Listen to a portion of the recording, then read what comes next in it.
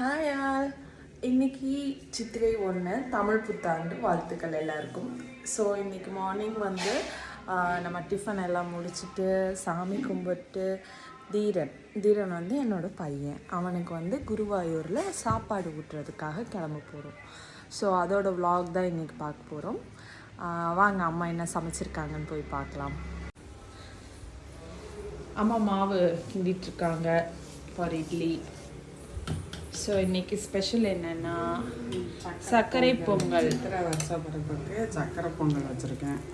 Okay, அப்புறம் என்ன பண்ணியிருக்கீங்க? இது என்னது? 2 மாவு வச்சுருக்கீங்க. ஓ, ஆப்பம். இது அது என்ன? தேங்காய் பால். ஓ நைஸ். ஆப்பத்துக்கு தேங்காய் பால், தேங்காய் chutney for tiffin. Yummy appam in making. நாங்கள் வந்து வீட்டிலையே மாவு ப்ரிப்பேர் பண்ணிடுவோம். நீங்கள் வீட்டில் மாவு ப்ரிப்பேர் பண்ணுவீங்களா இல்லை கடையில் வாங்குவீங்களா அப்படின்ட்டு கமெண்ட்டில் சொல்லுங்கள். உங்களுக்கு மாவோட ரேஷியோ தேவைப்பட்டாலும் கமெண்ட்டில் வந்து கேளுங்க, நான் வந்து போஸ்ட் பண்ணுறேன். ஓகே, அம்மா சுட்ட ஆப்பம் எப்படி இருக்குன்னு டேஸ்ட் பண்ணி பார்க்கலாம்.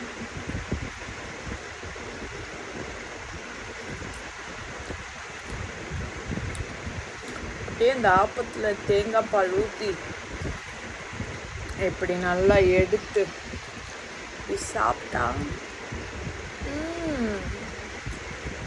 எம்மிங்க. உங்கள் வீட்டிலலாம் எப்படி ஆப்பத்துக்கு என்ன கடலைக்கறி அந்த மாதிரி வைப்பீங்களா இல்லை பால் ஊற்றி சாப்பிடுவீங்களா அப்படின்னு கமெண்ட்டில் சொல்லுங்கள். தீரனுக்கு லூஸ் மோஷன் கொஞ்சம் இருந்தனால அவனுக்கு வந்து ப்ரோபயோட்டிக் கொடுக்க சொல்லியிருந்தாங்க. கண்டிப்பாக வந்து வாயில் கொடுக்குறப்போ எல்லாமே துப்பிகிட்டே இருந்தான். ஸோ நாங்கள் அவனை என்டர்டெயின் பண்ணி அவனுக்கே தெரியாமல் வாயில் ப்ரோபயோட்டிக் ஊற்றின சீன் தான் இது. தமிழ் புத்தாண்டுக்கு சாமி எல்லாம் கும்பிட்டு குருவாயூருக்கு கிளம்பிட்டோம். தீரனுக்கு நெக்ஸ்ட் டே வந்து சோறுன்னு. ஸோ அதனால் நாங்கள் ஒரு 3 o'clock அந்த மாதிரி கிளம்பி போயிட்டோம். ஸோ இது அந்த டனல், பாலக்காடு போகிற வழியில் இருக்க டனல் ஃபர்ஸ்ட் டைம் பார்க்குறேன். ரொம்ப நல்லா இருந்துச்சு. ஹோட்டல் செக்இன் பண்ணியாச்சு. சித்தி டியூட்டி ஸ்டார்டட். சித்தி வந்து தீரனை என்டர்டெயின் பண்ண ஸ்டார்ட் பண்ணிட்டாங்க.